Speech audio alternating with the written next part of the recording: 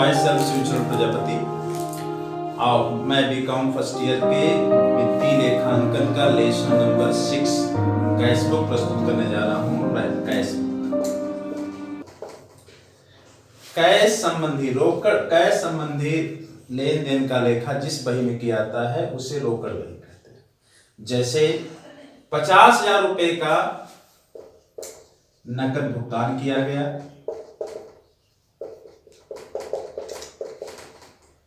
1,000 रुपए की मजदूरी दी गई, 60,000 रुपए का नकद माल बेचा गया।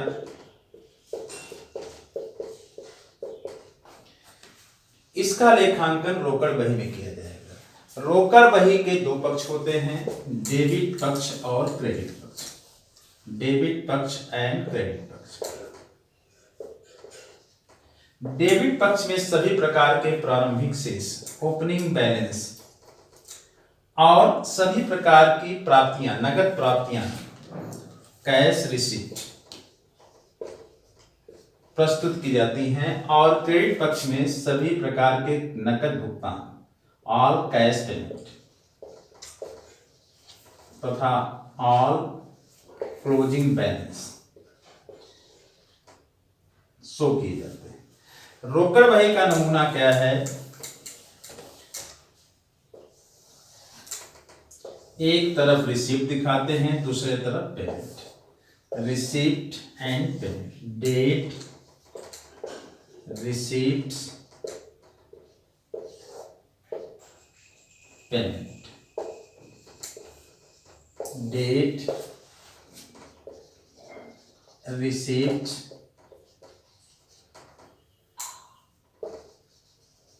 रोकड़ बही के द्वारा हम यह जानते हैं कि हमारे पास कितना पहले का कैश था, ओपनिंग बैलेंस, और कितना हमको विभिन्न स्रोतों से कैश प्राप्त हुआ, ऑल कैश रिसीप्ट,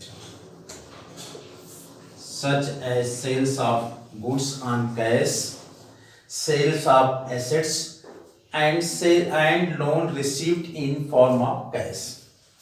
इसका हम टोटल करते हैं, डेबिट साइड का हम टोटल करते हैं, और क्रेडिट साइड में सभी प्रकार के पेमेंट जैसे cash purchase, cash payment of expenses, और डेबिट साइड के टोटल में से क्रेडिट साइड का टोटल माइनस करने के बाद जो आता है वो हमारा क्लोजिंग बैलेंस। इसके बाद हम ये जानना चाहते हैं कि आज हमारा कितना नगद प्राप्ति हुई, कितना हमने नगद भुगतान किया, कितना रोकड़ बैंक में गया, कितना रोकड़ हमने बैंक से निकाला, और कितना हमारे पास रोकड़ है। रोकड़ बही 4 प्रकार की होती है। सिंगल कॉलम रोकड़ बही, एक खाने वाली रोकड़ बही, सिंगल कॉलम कैश बुक, एक खाने वाली कैश बुक, रोकड़ बही। Number 2 double column cash book, 2 खाने वाली रोकड़ बही।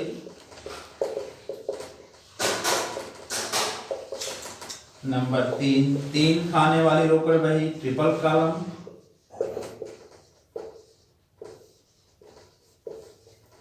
कैश बुक, 3 खाने वाली रोकड़ बही।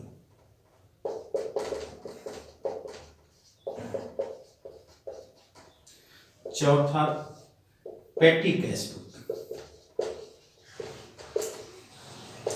खुदरा रोकड़ बही।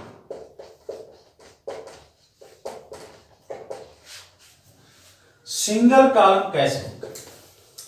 सिंगल कॉलम कैश बुक में कैश और बैंक तथा डिस्काउंट संबंधी लेन देन का लेखा एक ही खाने में किया जाता है।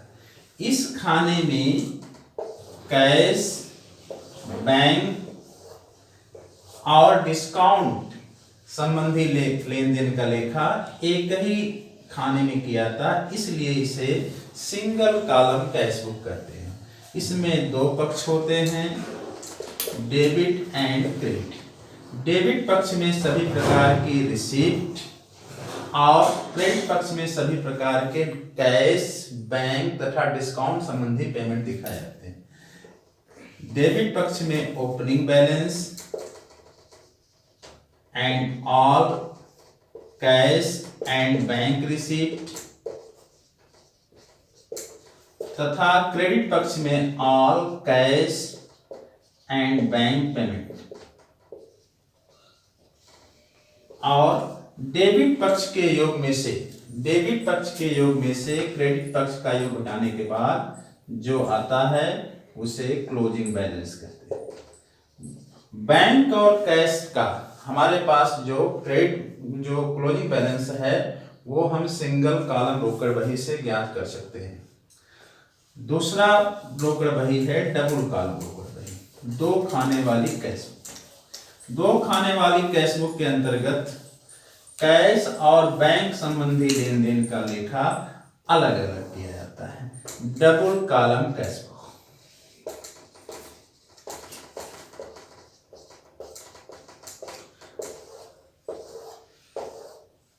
डबल कॉलम कैश बुक ये भी सिंगल कॉलम कैश बुक की तरह बनाई जाती है, लेकिन इसमें कैश और बैंक के लिए अलग अलग कॉलम होते हैं। कैश के द्वारा हम कैश ज्ञात कर सकते हैं कि कितनी हमारी कैश रिसीप्ट हुई है और कितना हमने कैश पेमेंट हुआ है। और बैंक कॉलम के द्वारा हम ज्ञात कर सकते हैं कितना हमने बैंक में कैश जमा किया, कितना हमने बैंक में कैश निकाला और कितना हमारे पास बैंक में कैश शेष है। तो इसमें डेबिट पक्ष में सभी प्रकार के कैश और बैंक के ओपनिंग बैलेंस दिखाए जाते हैं तथा सभी प्रकार की कैश और बैंक की रिसीप्ट दिखाई जाती हैं। ओपनिंग बैलेंस और रिसीप्ट का टोटल करने के बाद, जैसे हमारे पास ओपनिंग बैलेंस कैश का 10,000 है और हमें कैश रिसीप्ट हुई 1 लाख, बैंक का ओपनिंग बैलेंस है 50,000, हमें बैंक में जमा किए हैं 1,20,000। तो कैश का टोटल हो जाएगा 1,10,000, बैंक का टोटल हो जाएगा 1,70,000। अब हमने कैश जितना पेमेंट किया है विभिन्न स्रोतों पर उसका लेखा हम क्रेडिट साइड में करेंगे, जैसे 70,000 रुपए, और बैंक द्वारा पेमेंट किया गया है 1,85,000 रुपए। अब हमारे पास बैंक में बैलेंस कितना है, बैलेंस CD, बैंक में बैलेंस 1,70,000 में से हम 1,50,000 घटाएंगे, कितना आ जाएगा 20,000। और कैश का हम 1,10,000 था हमको प्राप्त हुआ था, उसमें से हम 70,000 घटाएंगे, कितना आएगा 40,000। तो नाउ दोस्तों डबल कॉलम कैश बुक। अब इसके बाद आती है triple column cash book. Triple column cash book में कैश, बैंक और डिस्काउंट के लिए अलग अलग कॉलम होते हैं। इसका भी लेखा उसी प्रकार से किया जाता है जिस प्रकार से डबल कॉलम कैश बुक का लेखा किया जाता है, लेकिन इसमें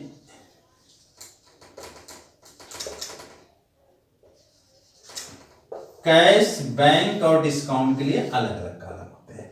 कैश का कॉलम अलग, डिस्काउंट के कॉलम अलग, बैंक का कॉलम अलग। सबसे पहले रिसीप्ट साइड में date, receipt and cash, bank और डिस्काउंट। उसी तरीके से पेमेंट साइड में date, cash, bank and discount. जितना ओपनिंग कैश, बैंक और डिस्काउंट का ओपनिंग बैलेंस है वो सब डेबिट साइड में दिखाया जाता है। जितना कैश एंड बैंक तथा डिस्काउंट की रिसीट होती है वो भी सब डेबिट दिखाया जाता है। जितना हमने कैश पेमेंट किया है, कैश, बैंक, वो सब क्रेडिट साइड दिखाया जाएगा। और डेबिट साइड के टोटल में से क्रेडिट साइड के लेखे को घटाने के बाद जो शेष आता है वो क्लोजिंग बैलेंस आता है। चौथे प्रकार की कैश बुक है पेटी कैश बुक।